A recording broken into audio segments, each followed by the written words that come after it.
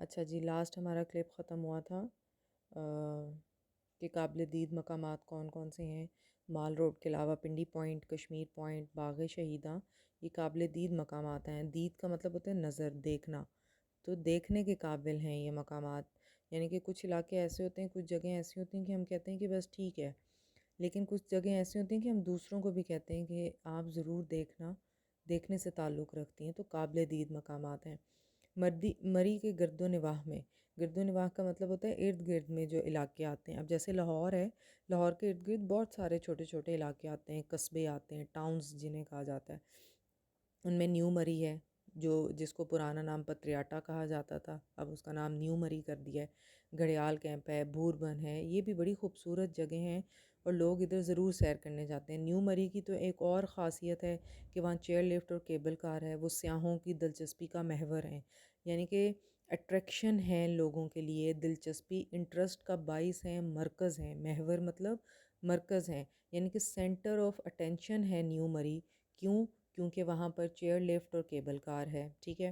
بچے، بوڑھے، جوان لوگ سب بیٹھ کے بڑا لطف اندوز ہوتے ہیں، بڑا مزہ کرتے ہیں اس پہ۔ پہاڑوں کے اوپر سے گزرتی ہوئی کیبل کار، زمین کا جو خوبصورت منظر ہے وہ سیاحوں کو مسحور کر دیتا ہے، یعنی کہ سیاحوں کو ان پہ جادو کر دیتا ہے، اتنی خوبصورتی ہوتی ہے۔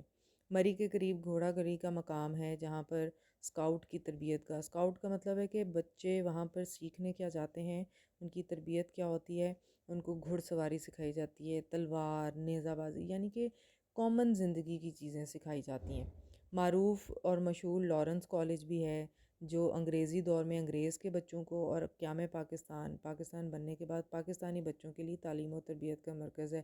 بورڈنگ سکول ہے، ماں باپ اپنے بچوں کو وہاں ڈسپلن سکھانے کے لیے بھیجتے ہیں۔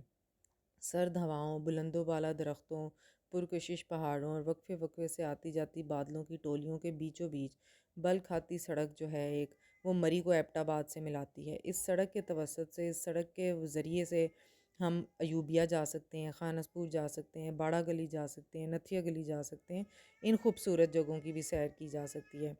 مری پاکستان کے خوبصورت ترین تفریحی مقامات میں سے ایک ہے۔ گرمی اور سردی دونوں موسموں میں یہاں ملک کے دیگر مقامات، دیگر مطلب باقی جگہوں سے، لاہور، اسلام آباد، پنڈی سے آنے والے سیاحوں کا تانتا بندہ رہتا ہے، رش رہتا ہے، ہر وقت ہجوم رہتا ہے، یعنی کہ ہر وقت لوگ وہاں پر مری میں موجود ہوتے ہیں۔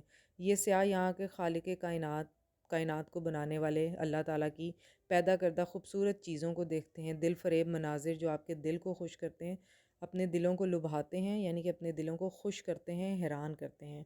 یہ تھا جی آپ کا لیسن، اور سلیس کے لیے اور الفاظ معنی کا تو پوسٹ میں نے آپ کو پہلے ہی کیا ہوا تھا۔ پلیز آپ ایک دفعہ اس کو توجہ سے دیکھ لیجئے تاکہ آپ کو سبق کی بھی سمجھ میں آ جائے۔ بہت شکریہ، جزاک اللہ، اللہ حافظ۔